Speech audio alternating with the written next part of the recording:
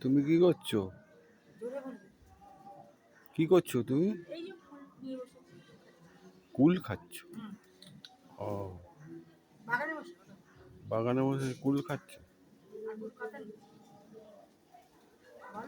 আর কোনো কথা নেই?